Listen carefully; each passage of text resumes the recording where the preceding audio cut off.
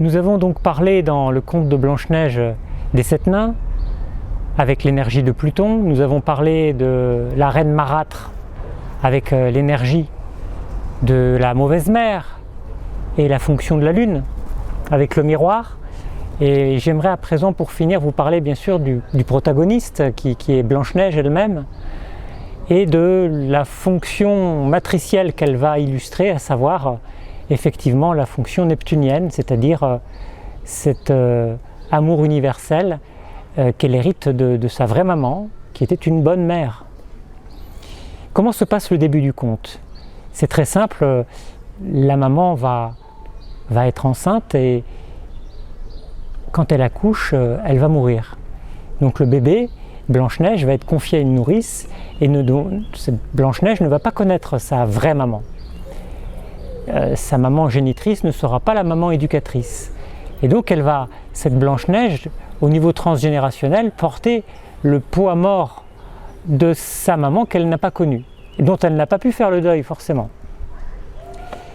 Et c'est parce qu'elle a en elle ce poids mortifère qu'elle va, inconsciemment bien évidemment, attirer à elle les foudres de la reine marâtre qui arrivera plus tard lorsqu'elle aura 7 ans.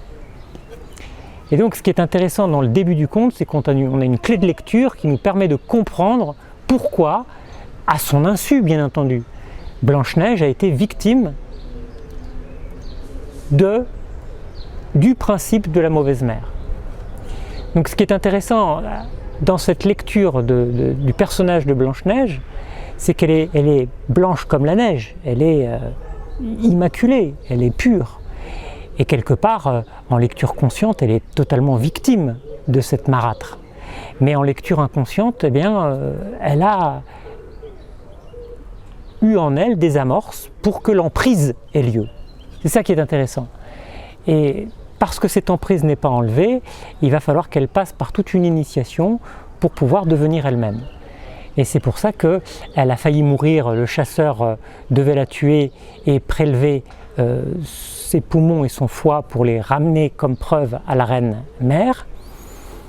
Il se trouve qu'elle va avoir la vie sauve, mais ce qui est intéressant, c'est que les poumons et le foie ne sont pas n'importe quel organe du corps humain, et que dans une lecture symbolique en mélothésie médicale, on a effectivement les poumons qui renvoient donc au signe de quelque chose qui est intime, qui est la respiration, qui est la vie, qui est quelque chose de très comme une perle intérieure, hein, et c'est cette dimension-là qui fait que effectivement, eh bien, notre amie Blanche-Neige va en être coupée, puisque cette perle, cette sécurité du palais, elle a dû quitter le palais, donc elle est coupée de ça.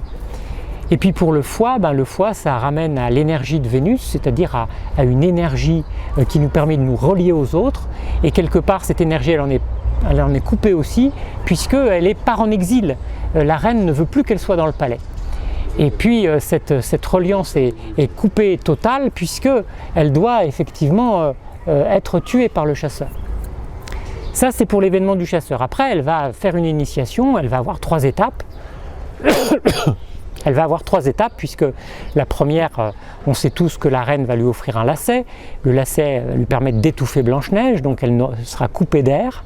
Donc elle sera coupée de cette possibilité de respirer, de cette possibilité de vivre. Et donc, quelque part, c'est la première épreuve de notre amie Blanche-Neige.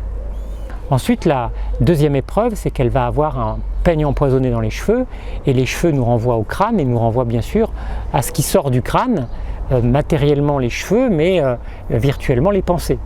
Et donc elle va être, on va dire, souillée dans ses pensées par les pensées de cette mère marâtre qui veut sa perte. Donc on a bien compris qu'on a donc la matrice pestiférée de la mauvaise mère qui vient comme quelqu'un qui vient étouffer l'autre. Et on a souvent dans le principe d'une mauvaise mère quelqu'un qui vient nous étouffer, qui vient nous empêcher de vivre, qui vient nous empêcher de respirer, d'être à notre aise. Hein, ça c'est le lacet. Et puis les cheveux, eh bien elle vient nous nous entraver jusque dans nos pensées. Nos pensées sont totalement sous l'emprise de la matrice et on ne se sent pas libre. Et puis enfin, dernière épreuve, c'est la pomme empoisonnée.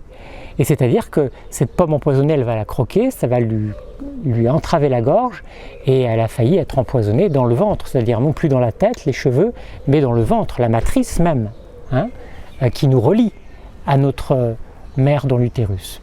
Donc on a bien compris qu'il y a ces 3 épreuves qui attendent notre amie Blanche-Neige et au terme de la 3e épreuve, elle est retrouvée comme morte. Et nos amis les 7 nains vont effectivement à ce moment-là vouloir la mettre en bière, faire les 3 jours de veille du corps, et ils se sentent marris d'avoir à l'enterrer dans la terre noire, et comme elle n'a pas commencé, le travail de putréfaction du corps n'a pas commencé, elle est encore fraîche, les joues roses, le teint frais, eh bien ils décident de la monter au sommet d'une colline, de la mettre dans un cercueil en verre, pour qu'elle soit exposée au sommet de la colline, comme nous sommes nous-mêmes au sommet de la colline de Montmartre aujourd'hui. Elle va être exposée aux yeux du public pour pouvoir être vue par ceux qui viennent sur le chemin. Et donc ce qui est intéressant, c'est qu'il y a à ce moment-là un jeune prince qui va passer. Donc on a bien compris que ce jeune prince, c'est sa part opposée, c'est un petit peu le sauveur. Et que ce prince va vouloir la reprendre et le cercueil va être confié par les nains au prince et à ses serviteurs, et quand les serviteurs vont vouloir prendre le cercueil, ils vont trébucher sur une racine d'arbre et le cercueil va tomber, le verre va se briser, et en se brisant, eh bien, la pomme qui était coincée dans la gorge de Blanche-Neige va être rejetée violemment, et elle va retrouver ses sens, elle va renaître. Et c'est à ce moment-là que le prince va la prendre dans ses bras et qu'une nouvelle idylle commence, puisqu'elle va pouvoir renaître à une nouvelle vie. De servante, elle va devenir reine à son tour, et elle va pouvoir à ce moment-là réparer toute sa première vie en faisant, on va dire, un mariage mystique avec le prince. Donc on a bien compris que notre amie Blanche-Neige nous amène très loin dans un chemin d'individuation, et que comme elle, nous devons devenir les héros de nous-mêmes, mais que pour pouvoir passer ainsi à cette nouvelle phase de notre vie, il faut accepter une mort pour une renaissance. C'est tout le sens profond du conte de Blanche-Neige